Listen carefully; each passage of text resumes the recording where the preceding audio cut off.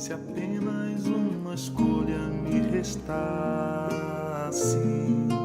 eu levaria o pôr do sol. Ou se uma só herança me bastasse, um rouxinol que cantasse a dor das distâncias e curasse essa saudade a me invadir enquanto eu canto, sobretudo quando chove, a me invadir enquanto eu canto, sobretudo quando chove. Se toda poesia numa palavra, eu ficaria com jardim, e um tipo só de arbusto ali se lavra, o alecrim, concentrando o cheiro do longe, acalmando essa saudade a me invadir enquanto eu canto, sobretudo quando chove, a me invadir enquanto eu canto, sobretudo quando chove, e chove, e chove, chove sem parar, enquanto eu canto ao te esperar.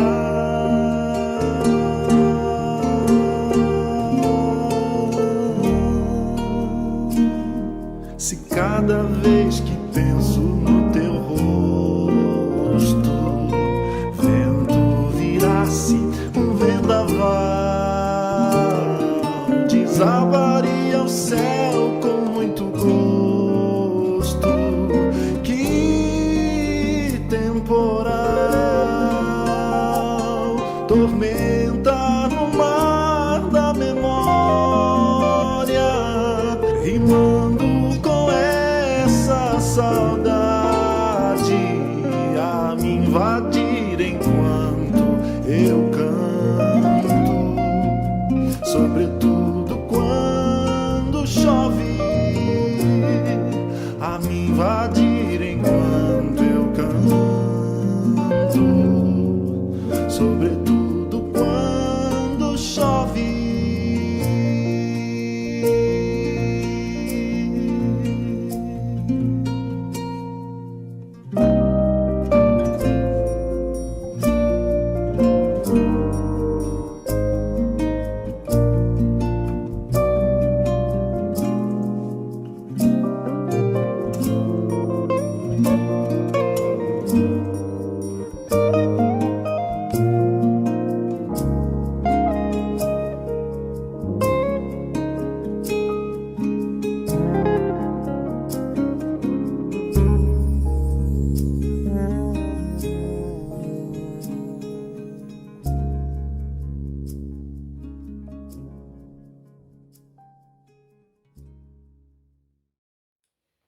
A graça e a paz do Senhor seja com cada um de vocês, meus irmãos, minhas irmãs, nosso amigo que nos visita nesta noite aqui no nosso canal. Nós somos a Igreja Presbiteriana Central em Vilar dos Teles e estamos neste primeiro domingo de junho nos reunindo aqui virtualmente devido à circunstância da pandemia, mas estamos aqui nos reunindo e para louvarmos ao Senhor, bendizermos o nome do nosso Deus. Você é muito bem-vindo neste lugar e é convidado a conosco adorarmos ao Senhor, bendizermos o nome do nosso Deus. Estamos aqui para exaltá-lo, para louvá-lo, O Salmo 93 nos diz o seguinte: o Senhor reina, vestiu-se de majestade vestiu-se o Senhor e armou-se de poder. O mundo está firme e não se abalará. O seu trono está firme desde a antiguidade. Tu existes desde a eternidade. Os teus mandamentos permanecem firmes e fiéis. A santidade, Senhor, é o ornamento perpétuo da tua casa. A este Deus grandioso nós queremos exaltar, bendizer, adorar nesta noite. Convidamos a você a fazermos isso juntos. Vamos orar ao Senhor, uma oração de adoração ao nosso Deus. Vamos falar com Ele. Você que está aí na sua casa, você, meu amigo, que está aí, chame sua família, juntem-se aí na sala, juntem-se aí na sua casa. Nosso templo está vazio, mas as casas estão cheias e louvando ao Senhor. Nós vamos orar ao Senhor, uma oração de adoração ao nosso Deus. Vamos falar com o nosso Deus. Senhor Deus, nós te bendizemos, nós te exaltamos, nós te adoramos, como disse a tua palavra. Tu és Deus poderoso, os teus mandamentos permanecem firmes para sempre.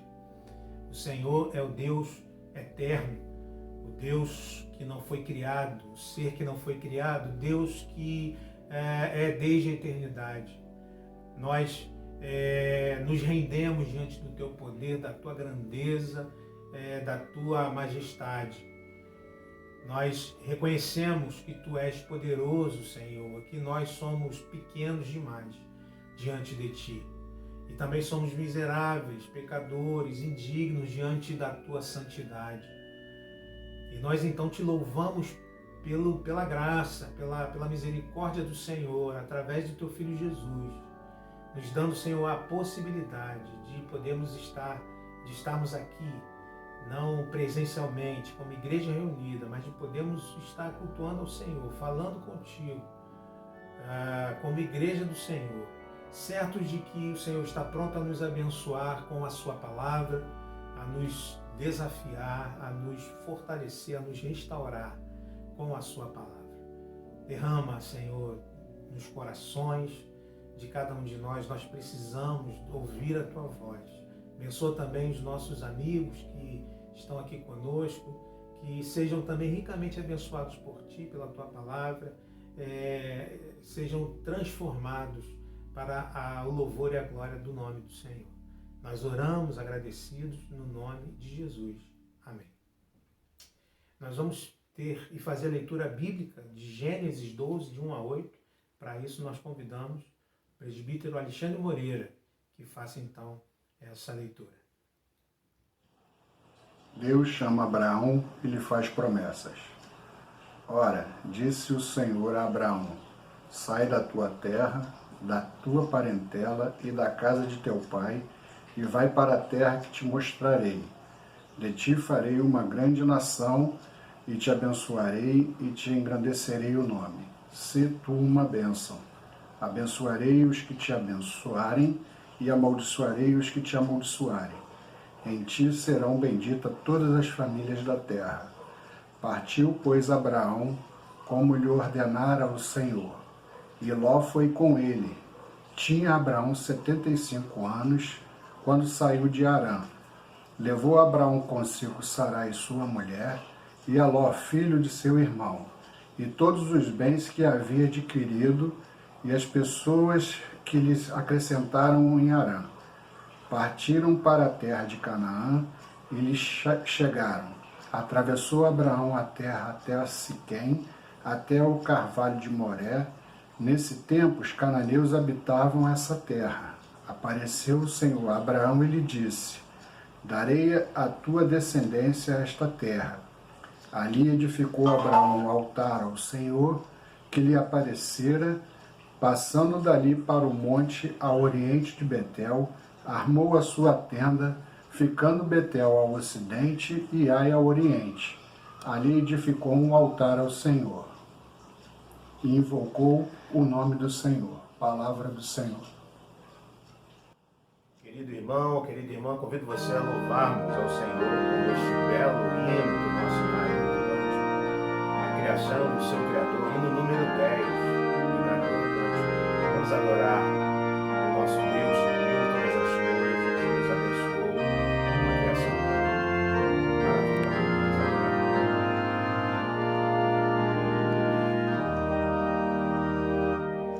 Vós, criaturas de Deus Pai, todos em a voz cantai, louvai-o, aleluia. O sol dourado a reluzir, lua em prata reluzir.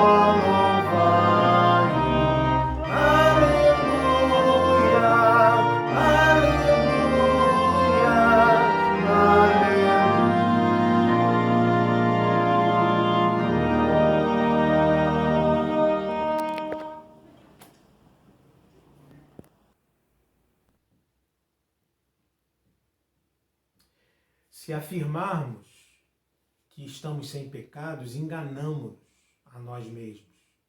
E a verdade não está em nós.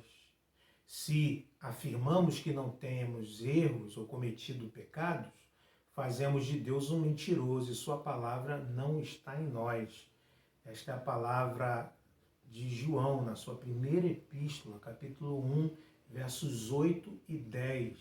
Então, sabedores de quão pecadores somos, de como nós temos pecado e nos afastado de Deus, eu convido você a orarmos ao Senhor, a falarmos com Ele e a clamarmos pelo seu perdão. Vamos ter este tempo, este momento de oração e vamos findar este tempo com uma oração de gratidão ao Senhor. Vamos orar.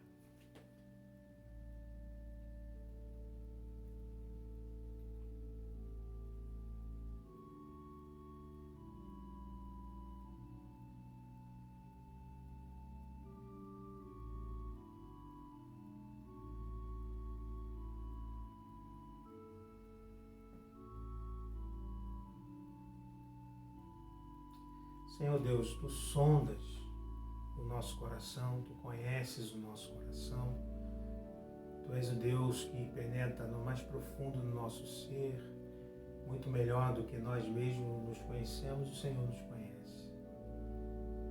E como salmista, temos clamado a Ti que Tu sondes o nosso coração, que o Senhor veja se há em nós algum caminho mau, e que o Senhor nos guie pelas veredas da justiça, por amor do Teu nome. Nós pedimos esta bênção ao Senhor e nós já agradecemos e nos prostramos agradecidos diante do Senhor pelo Teu perdão, pela Tua graça, pela Tua misericórdia que se derrama sobre nós, pela tua compaixão em olhar para nós, em esquecer e lançar no mar do esquecimento os nossos pecados, em nos restaurar para que possamos, Deus, nos levantar com alegria, para louvarmos ao Senhor com o coração cheio de gratidão. Muito obrigado pelo Teu perdão, Senhor. Te oramos no nome de Cristo Jesus. Amém. A promessa da graça se encontra também na primeira epístola de João, no mesmo capítulo 1, mas no versículo 9, quando o apóstolo diz que se confessarmos os nossos pecados, Ele, o Senhor, é fiel e justo para perdoar os nossos pecados e nos purificar de toda a injustiça. Louvado seja o Senhor, que nos perdoa, que olha para nós com compaixão, que nos restaura, para que possamos louvá-lo com alegria. Então convido você a louvarmos ao nosso Deus. Nessa primeira canção eu quero convidar você a cantarmos que não existe nada melhor do que ser amigo de Deus. O homem que foi conhecido como aquele que era amigo de Deus foi Moisés, o homem que viveu e que foi e andou junto com o Senhor. Nós somos convidados a viver assim e a ter esta paz que só este bom pastor nos concede. Vamos louvar ao Senhor.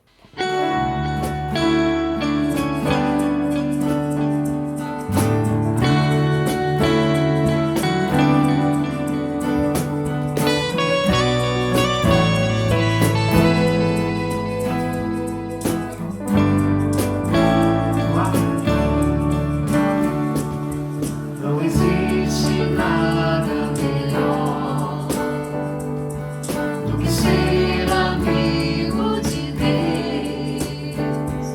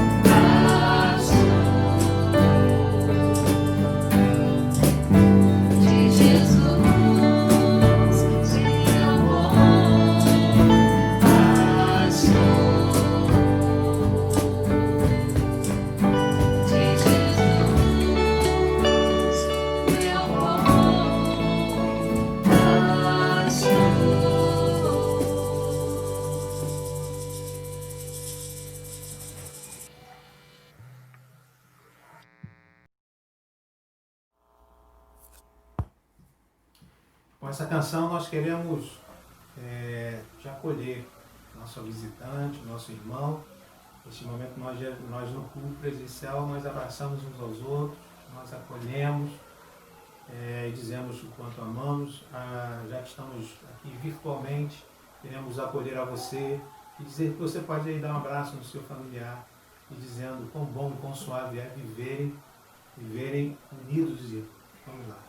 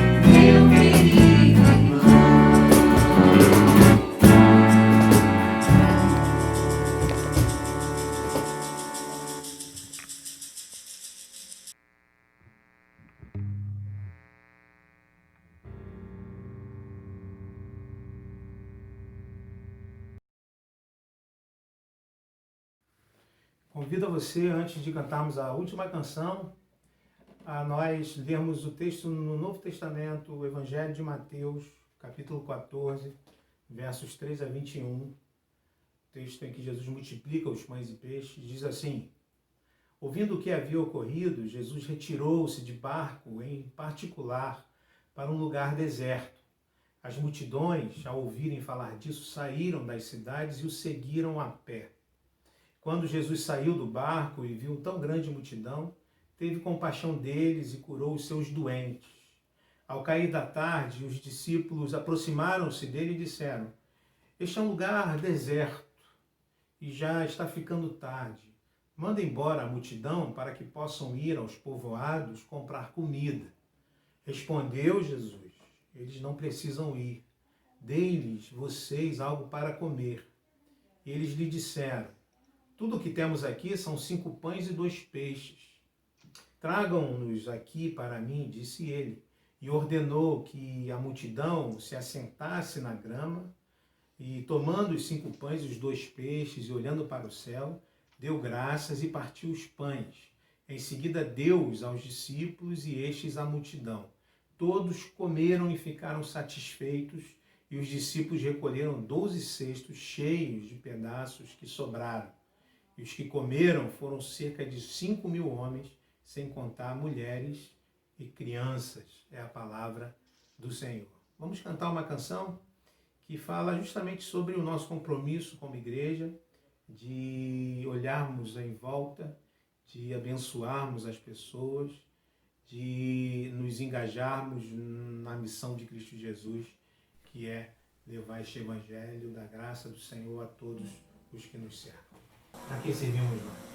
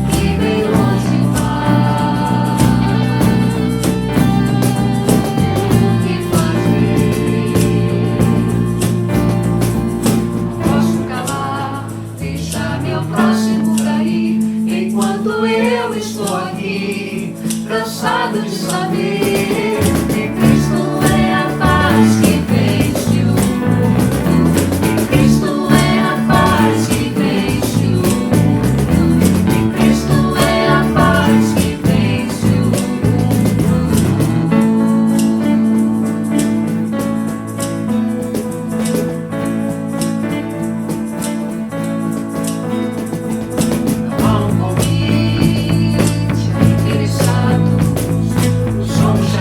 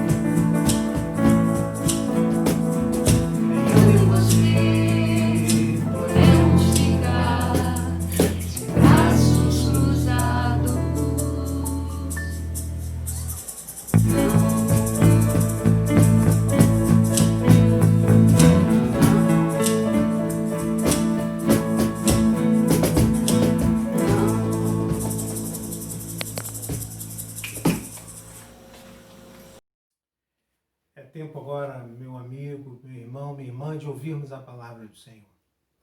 Eu quero desafiar você, você que está na sua casa, você que está aí, não está num lugar como o templo, que talvez facilite, né, que você fique atento. Eu queria desafiar você, que você busque agora a tua atenção na palavra que o Senhor tem para nós nesta noite, sempre tão especial, podemos ouvir a voz do Senhor. Eu quero convidar você a que você ouça esta palavra do Senhor que Ele reservou para mim, para você nesta noite.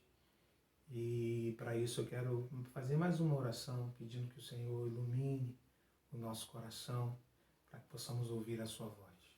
Senhor, precisamos de Ti, precisamos de ouvir o Senhor, precisamos, Deus, que o Senhor nos ajude a vivermos de acordo com o Teu querer. Portanto, fala conosco nesta noite. Esteja, Pai, falando e abençoando cada um dos meus irmãos que está ouvindo esta palavra, seja agora, ao vivo, seja irmãos que vão ouvir em outro momento, que a bênção do Senhor seja sobre a vida deles, que eles sejam ricamente abençoados por Ti, iluminados pelo Teu Espírito. É a oração que eu te faço no nome de Jesus. Amém. Bem, algumas décadas atrás, irmãos, nós vivíamos numa cultura bem diferente do que vivemos hoje.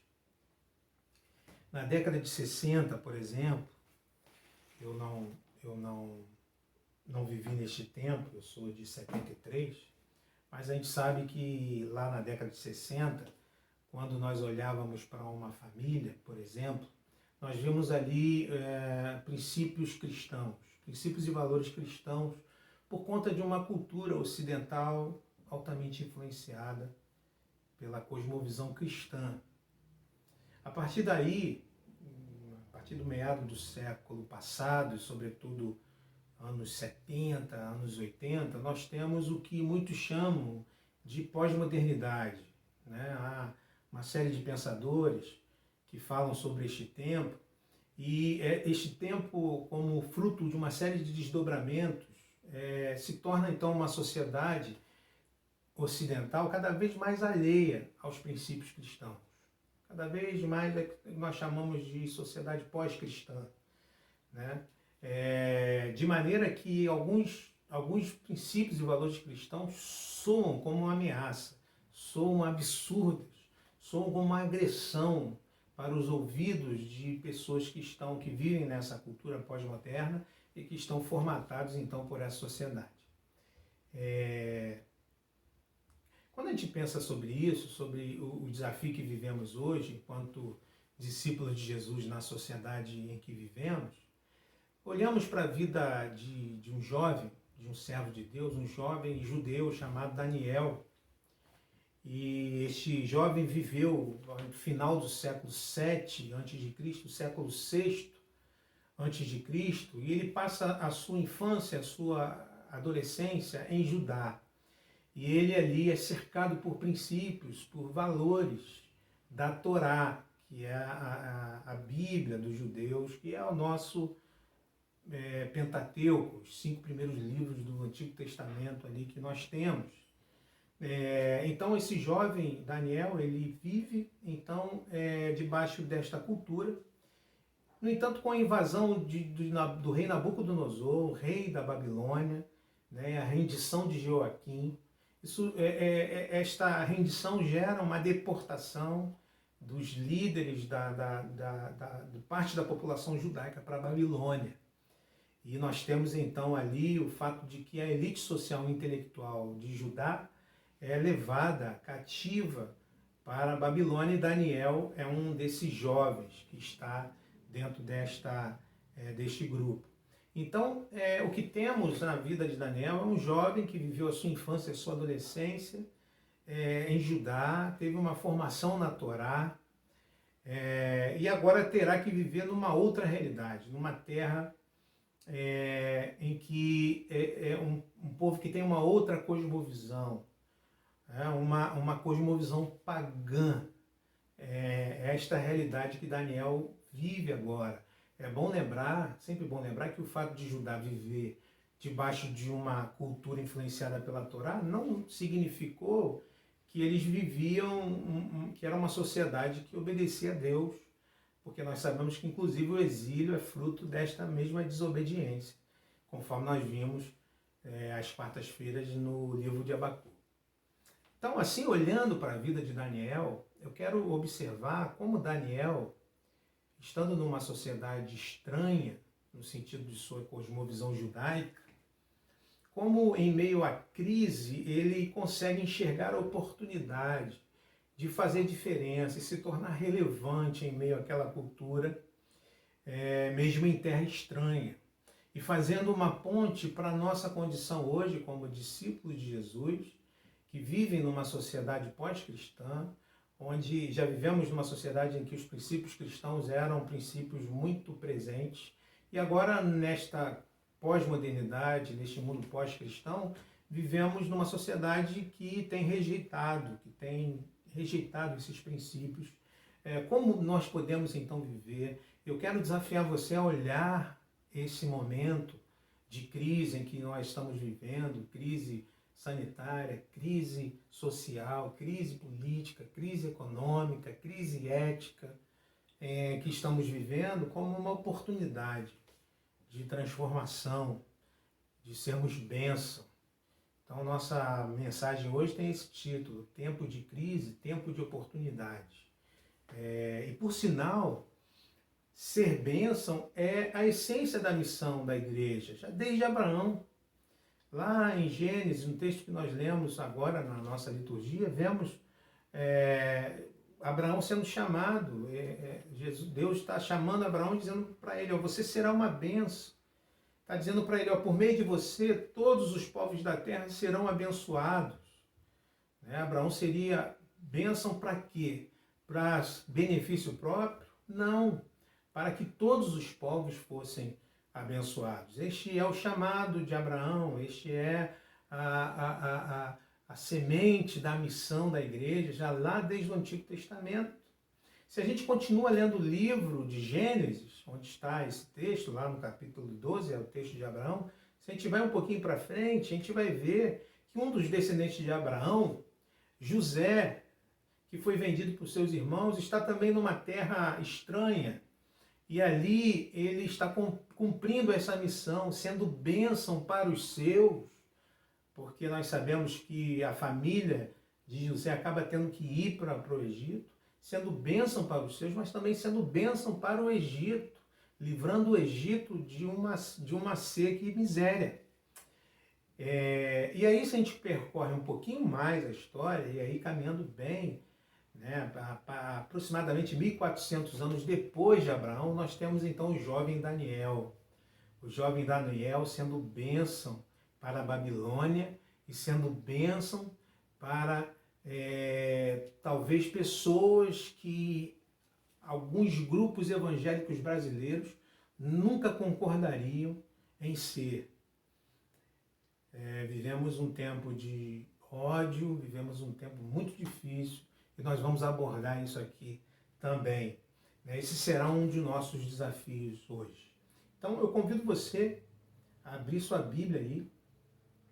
Nós vamos ler o texto do livro de Daniel, e vamos ler o capítulo 2. E eu quero que você acompanhe aí, a gente acompanhe os textos, que a gente vai também disponibilizar aqui.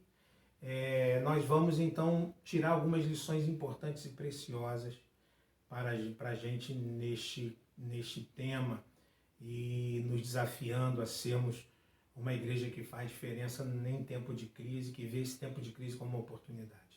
Então, Daniel 2, de 1 a 12, vamos ler aqui fazendo alguns comentários. A partir do versículo 1. Primeiro do versículo 1 ao 3, o texto diz o seguinte: No segundo ano de seu reinado, Nabucodonosor teve sonhos. Sua mente ficou tão perturbada que ele não conseguia dormir.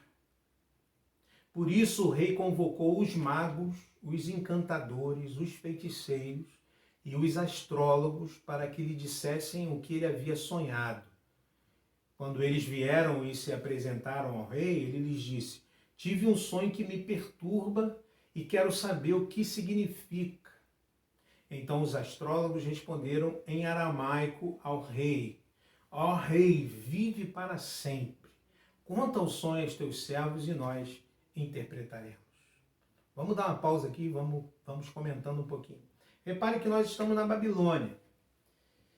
Daniel está na Babilônia. Se fosse em Judá, certamente Nabucodonosor teve um sonho e chama alguns de seus sábios, de seus conselheiros. Se nós estivéssemos em Judá, esses homens que seriam convocados não seriam os magos, não seriam os encantadores, os feiticeiros e os astrólogos. Essas práticas eram abomináveis para o Deus de Israel, embora muitos reis usaram desse expediente, né? O Senhor disse ao povo, lá no livro de Deuteronômio, o livro de Deuteronômio são 5 discursos de Moisés antes da entrada do povo na Terra Prometida, quando ainda estavam no deserto. Deus ensinou ao povo o seguinte, Deuteronômio 18, 9 a 12 diz: quando entrarem na terra que o Senhor, o seu Deus, lhes dá, não procurem imitar as coisas repugnantes que as nações de lá praticam.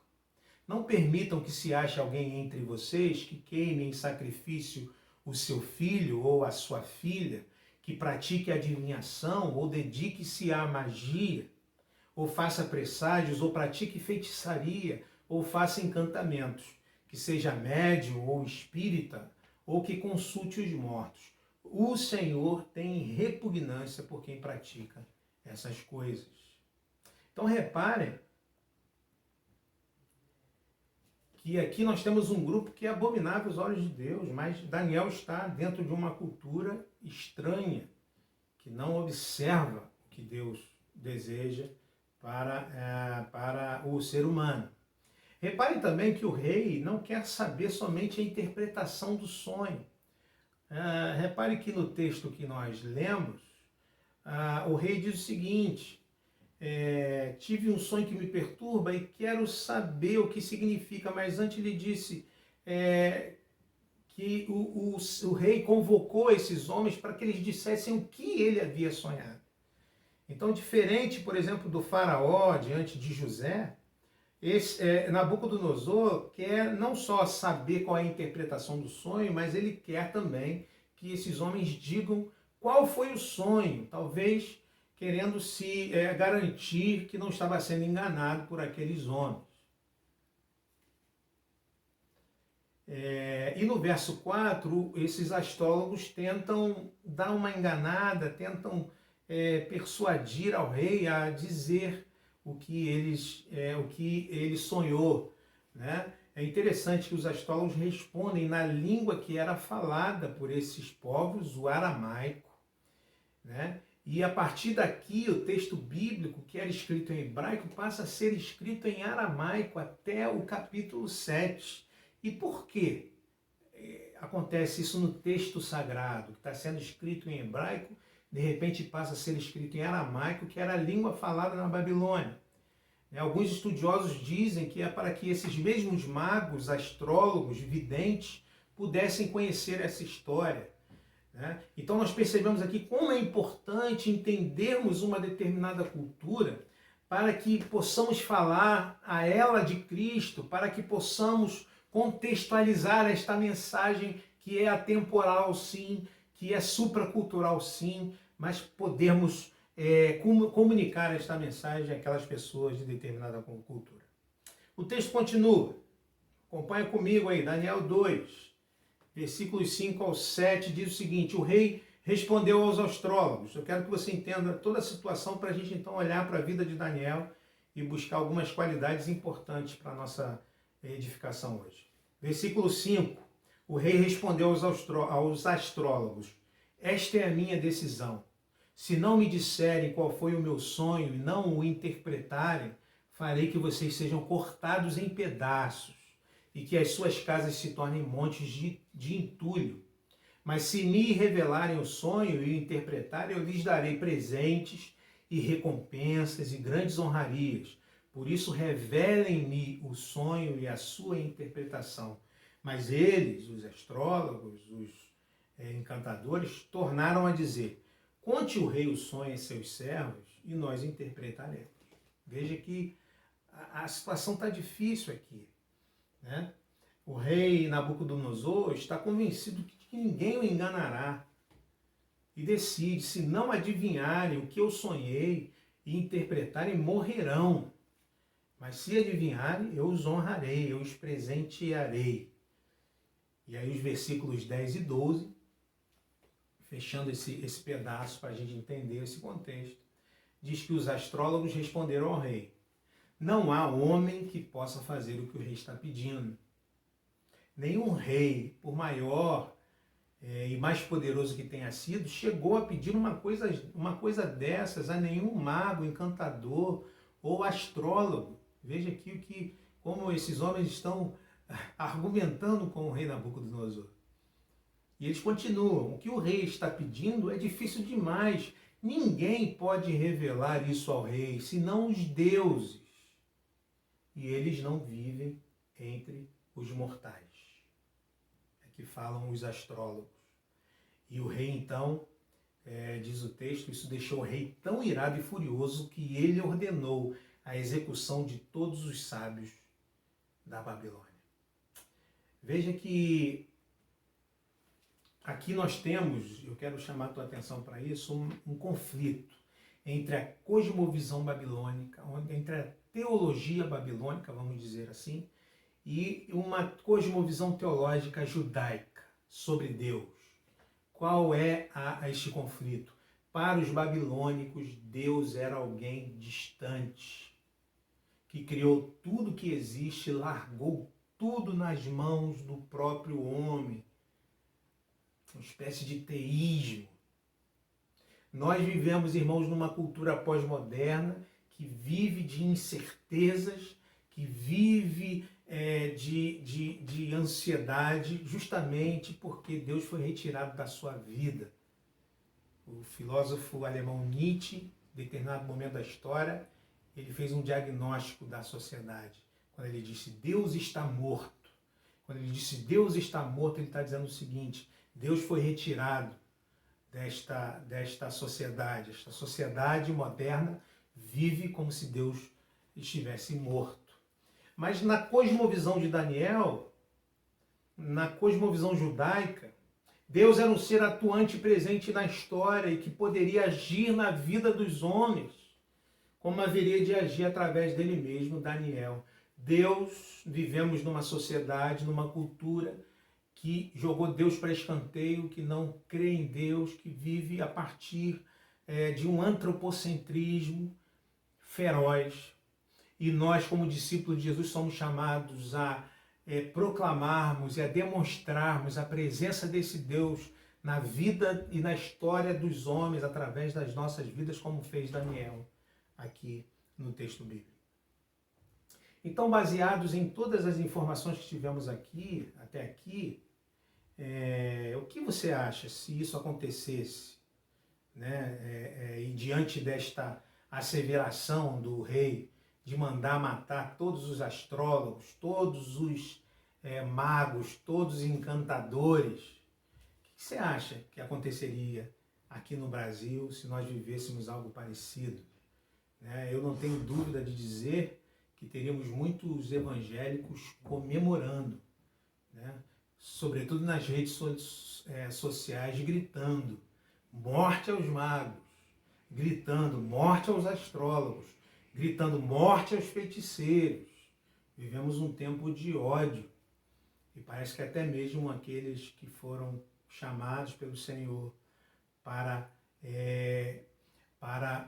influenciarem a sociedade, para trazerem a esta sociedade decaída e longe de Deus, de que Deus está presente em nossa vida. Parece que boa parte de nós, evangélicos, no Brasil, temos vivido este equívoco. E este equívoco que eu quero, antes da gente entrar na consideração sobre Daniel, eu quero falar sobre dois equívocos que esses ditos discípulos de Jesus cometem. Primeiro erro, o equívoco, é que Daniel e seus amigos também eram considerados sábios na Babilônia. Ou seja, num estado laico como o nosso, que quer dizer que a sociedade brasileira não é uma sociedade pagã, mas é um Estado onde todas as expressões religiosas devem ser respeitadas, quando nós impomos privação de direitos aos outros e às outras religiões, estamos trabalhando para que isso aconteça conosco também, com a gente também. É o primeiro equívoco que cometemos quando nós nos levantamos, então, comemorando o mal sobre outros que expressam outro tipo de religião do que nós. Um segundo equívoco, irmãos, é que magos, encantadores, feiticeiros e astrólogos também podem ser alvo da misericórdia de Deus. Este é um outro equívoco que nós cometemos quando nós levantamos a bandeira, quando nós então nos tornamos pessoas assim.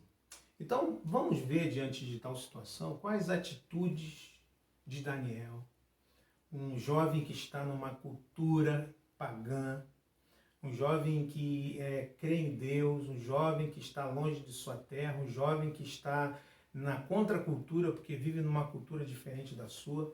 Quais são essas qualidades que Daniel nos apresenta aqui?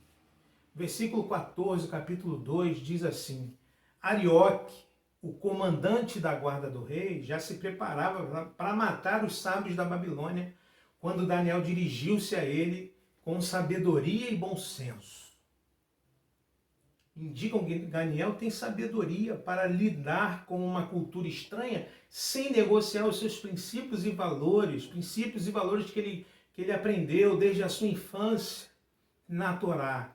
Mas ele tem bom senso para entender os cuidados que deveria tomar numa cultura guiada por uma cosmovisão babilônica. Então o texto prossegue, versos 15 e 16. O texto prossegue assim: ele perguntou ao oficial do rei, por que o rei emitiu um decreto tão severo? Arioque explicou o motivo a Daniel. Diante disso, Daniel foi pedir ao rei que lhe desse um prazo e ele daria a interpretação. Olha só que interessante, ele pergunta ao funcionário do rei, ele questiona o funcionário do rei, ele vai ao funcionário do rei e entra em diálogo com o funcionário do rei. Portanto, em meio a uma cultura alheia aos princípios e valores do reino de Deus, o diálogo é algo fundamental para nós exercermos influência nessa cultura. Precisamos ser discípulos de Jesus que estão abertos para o diálogo. Infelizmente, o que há hoje na nossa nação, infelizmente, é a falta do diálogo.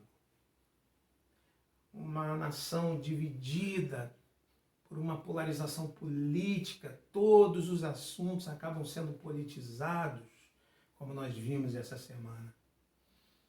Nós somos convidados, irmãos, a sermos dialogais, a sermos discípulos que buscam o diálogo, como fez Daniel. É verdade que em determinados momentos nós teremos que fincar os pés e deixarmos claras as nossas convicções. Basta lembrar que Daniel se recusa a comer da mesma dieta alimentar do rei. Mas o primeiro movimento não é o movimento agressivo, não é o movimento bélico, como nós temos visto tantos líderes agressivos que não conseguem dialogar. Daniel tem profundo respeito por aqueles que estão convivendo com ele, mesmo que não concorde com a cosmovisão que eles têm, mesmo que tenha uma cosmovisão diferente dele. Então, a primeira característica que Daniel nos traz aqui é o diálogo. Uma segunda característica também está aqui neste pedaço do texto. Daniel pediu então ao rei que lhe desse um prazo e ele lhe daria a interpretação. Olha o que o Daniel faz. Daniel é um jovem que tem ousadia. Ele é um jovem que está disposto a dialogar, mas ele também é um jovem que tem ousadia. Talvez a gente que cresceu ouvindo as histórias da escola dominical, a gente não perceba e a gente não entenda o quanto a gente já vê essas histórias, já sabendo o final, A gente já sabe que no final Daniel vai prevalecer e a gente não tem este problema, né? Mas pensa bem, se a gente não conhecesse o final da história, Daniel resolve então chamar para si aquela responsabilidade, e aquilo que nenhum dos conselheiros do rei conseguiu fazer. Ele diz, rei, me dá um prazo e eu vou revelar o sonho. Eu vou revelar o sonho que o Senhor teve. Eu diria que essa ousadia de Daniel está associada à juventude de Daniel. Por isso a juventude é tão importante para a igreja do Senhor. Porque, de certa maneira, os jovens são mais ousados, eles são mais inconsequentes. Eu que já estou ali nos 40, já indo para os 50, já vou perdendo essa ousadia, já vou me tornando mais inseguro, e com o tempo nós ficamos assim, seguros demais e pouco ousados. Daniel seria aquele jovem que assume a responsabilidade de acalmar os ânimos, por exemplo, de pessoas num determinado local de trabalho, alguém que que tem essa proatividade e tem essa ousadia de chegar diante de um chefe, de um supervisor e dizer, o senhor me permite tentar resolver este problema, tentar acalmar essa situação? Este jovem que está disposto a assumir responsabilidades e agir com ousadia, crendo que Deus está com ele, né? Então, jovens aqui presentes, que estão aqui nos ouvindo, a ousadia de Daniel jamais faz com que ele, no entanto, abandone a sabedoria e o bom senso. Mas homens e mulheres mais maduros aqui presentes também, a sabedoria e o bom senso de Daniel não impedem com que ele seja ousado nas suas atitudes frente aos seus superiores, inclusive frente ao rei. Diálogo, ousadia. Vamos seguir em frente, versículos 17 e 19. Daniel voltou para casa, contou o problema aos seus amigos Ananias, Misael e Azarias, e lhes pediu que rogassem ao Deus dos céus que tivesse misericórdia acerca desse mistério, para que ele e seus amigos não fossem executados com os outros sábios da Babilônia. Então o mistério foi revelado a Daniel de noite numa visão. Daniel louvou o Deus dos céus. Olha que bênção. Daniel aqui está assumindo, irmãos, que ele sozinho, ele não vai dar conta disso. Ele precisa de pessoas em torno dele, orando. Ele precisa de amigos de oração. E ele encontra nos seus amigos, esses amigos de oração. Aqui entra uma coisa muito importante, que nós chamamos de mutualidade, que é esta capacidade de nós fazermos estas alianças abençoadoras. E por isso é tão importante a comunidade, por isso é tão importante estarmos unidos. Muitos dos nossos deslizes, muitas das nossas quedas acontecem porque nós nos achamos autossuficientes. Achamos que vamos resolver sozinhos os nossos problemas. Precisamos de amigos de oração, precisamos de mães, de pais de oração. Nós precisamos disso para que possamos ter sabedoria que vem do Senhor, para que possamos ter bom senso para lidarmos com as questões da nossa vida. Precisamos, irmão, de intercessores para clamar a Deus que nos dê esta ousadia diante das questões que vivemos no nosso dia a dia. É Paulo que fala aos romanos o desejo dele de estar com aqueles irmãos no capítulo 1 de Romanos, versículos 11 e 12, quando ele diz: anseio vê-los a fim de compartilhar com vocês algum dom espiritual para fortalecê-los, isto é, para que eu e vocês sejamos mutuamente encorajados pela fé. Paulo fala sobre essa mutualidade e a partir do capítulo 12 de Romanos, ele vai começar a ensinar aos romanos esses imperativos de mutualidade, como serviço, como dar ânimo, como mostrar misericórdia, hospitalidade e por aí vai. Precisamos então, querida irmã, precisamos observar essas qualidades de Daniel. Daniel é um jovem que está disposto a dialogar.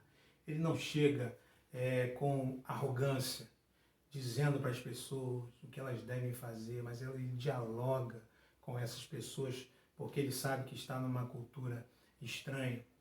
Daniel é alguém que está, então, disposto a ser ousado, a chamar para si a responsabilidade, a ser proativo, confiando que Deus está com ele. Ele sabe que não pode fazer isso sozinho, por isso ele procura esta mutualidade, estes amigos de oração, ele precisa de intercessores.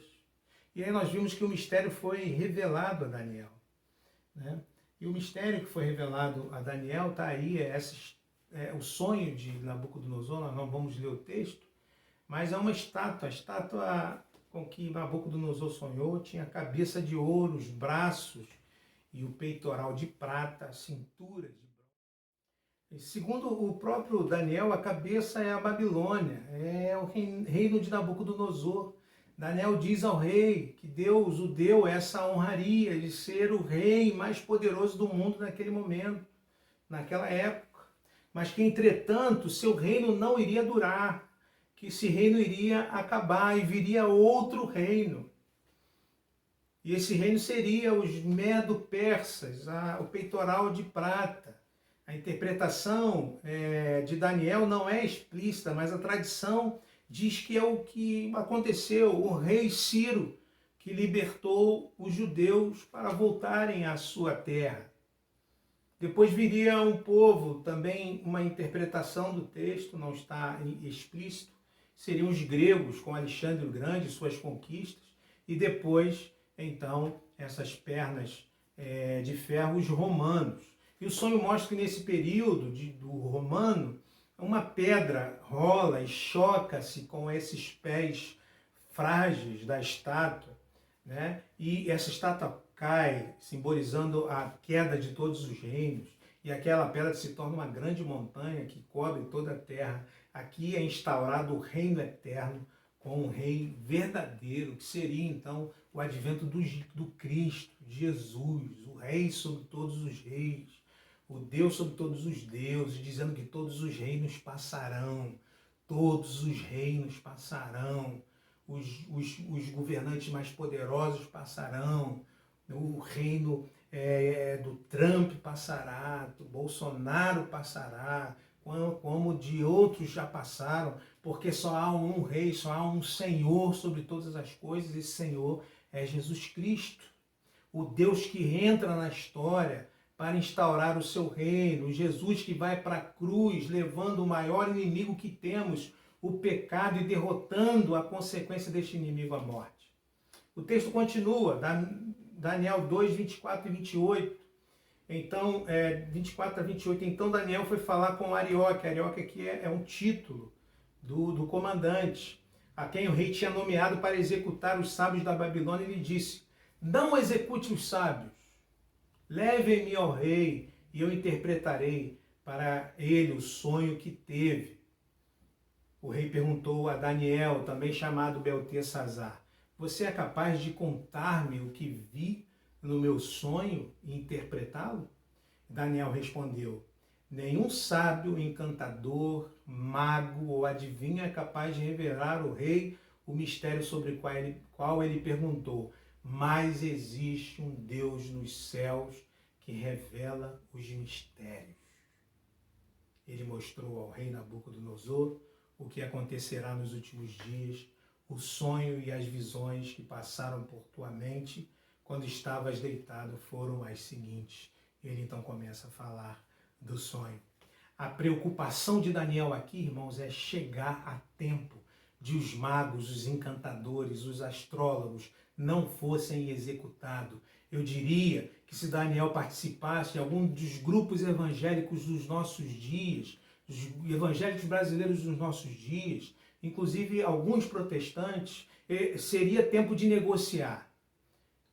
Nabucodonosor, eu interpreto, sim, mas aqueles sábios vão para a fornalha, porque eles merecem a fornalha. Daniel entende que aquele tempo de crise irmãos, era um tempo oportuno para demonstrar esta outra qualidade de Daniel, a compaixão. A compaixão. Compaixão pelos homens e mulheres daquela cultura, mesmo aqueles com quem ele não concordava. Por quê? Porque ele queria mostrar a compaixão de Deus e que era própria de Jesus Cristo.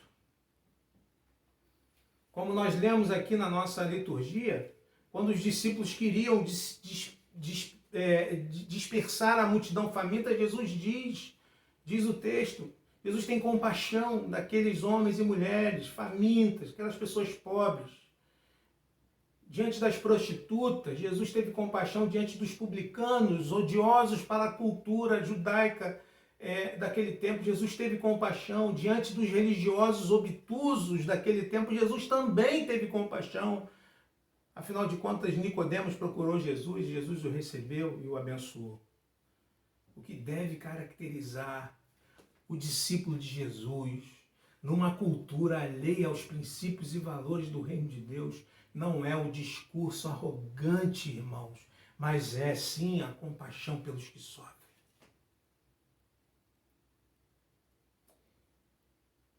Portanto, as qualidades de Daniel que eu quero compartilhar com você, e estão aqui expressas aqui, dentro deste guarda-chuva de sabedoria e bom senso, Daniel está disposto ao diálogo. Daniel está pronto para ser ousado. Daniel sabe que não pode fazer sozinho, busca as parcerias de oração.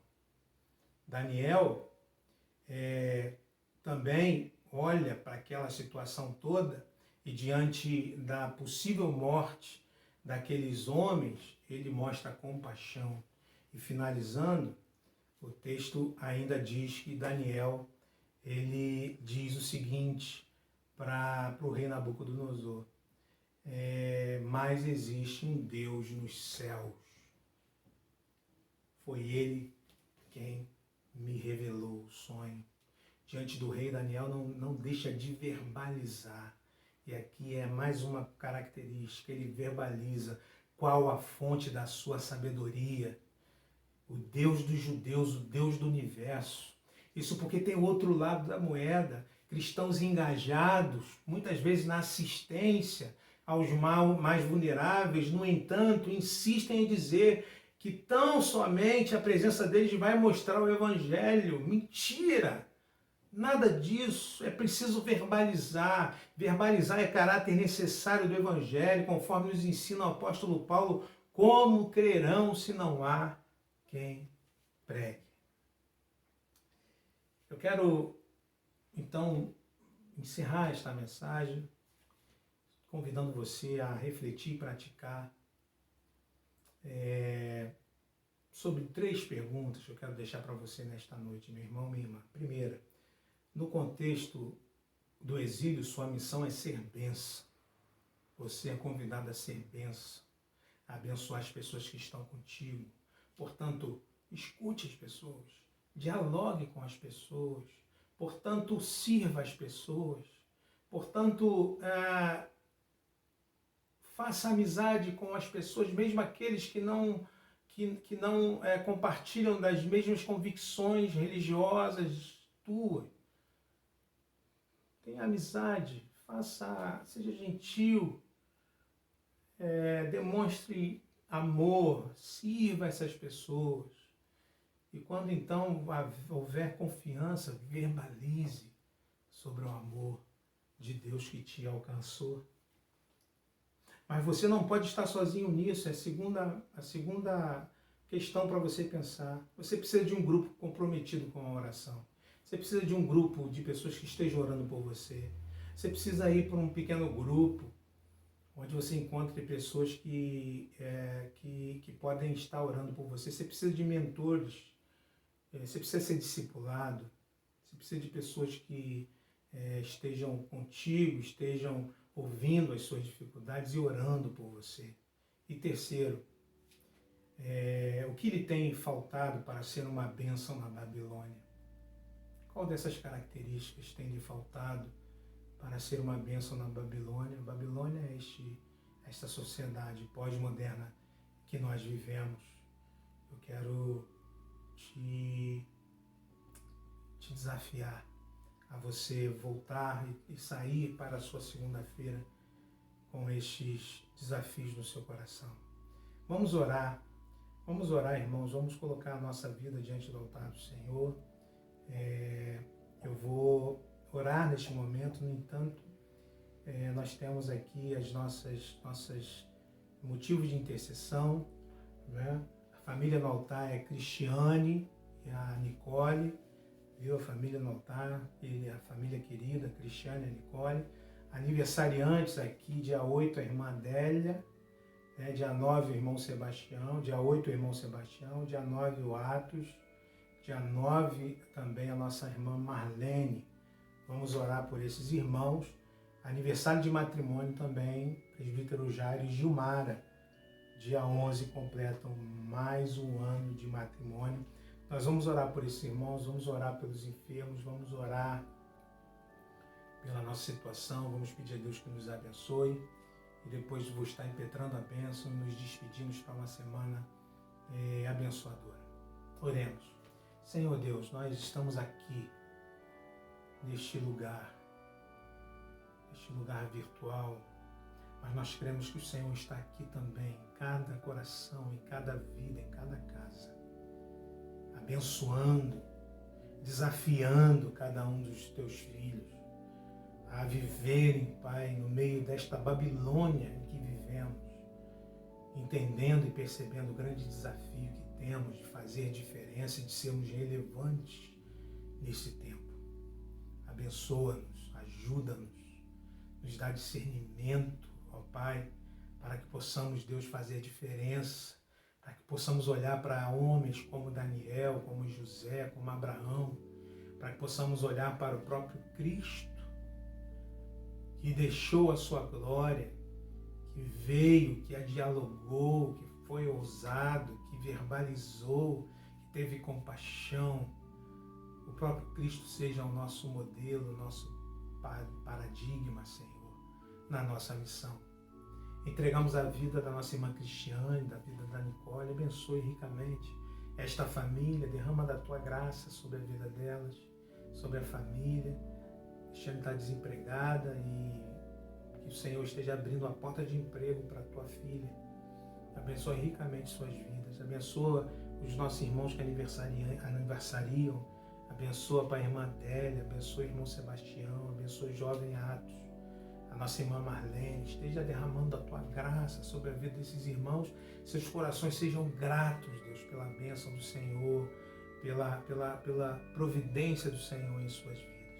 Pedimos pela vida do presbítero Jairo, da Gilmara, que tu abençoes este matrimônio, abençoes, Deus, esta família, derrame da tua graça, da tua misericórdia sobre a vida deles.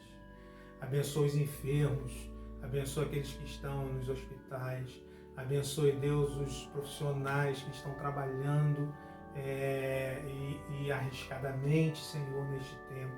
Abençoe os nossos governantes, dá sabedoria, Deus, e unidade, Pai, aos nossos governantes. Abençoa, Deus, este tempo difícil e faz com que este tempo de crise seja para cada um de nós tempo de oportunidade, Senhor. É a oração que fazemos, agradecidos, no nome de Jesus. Recebei a bênção. Que a graça de nosso Senhor e Salvador Jesus Cristo, o amor de Deus, o nosso Pai, o poder, a comunhão e a doce consolação do Divino Espírito repouse sobre vós, queridos, e sobre todo o povo de Deus, espalhado pela face da terra, hoje e sempre. Amém. Deus te abençoe, te dê uma semana de paz. Fiquem com Deus.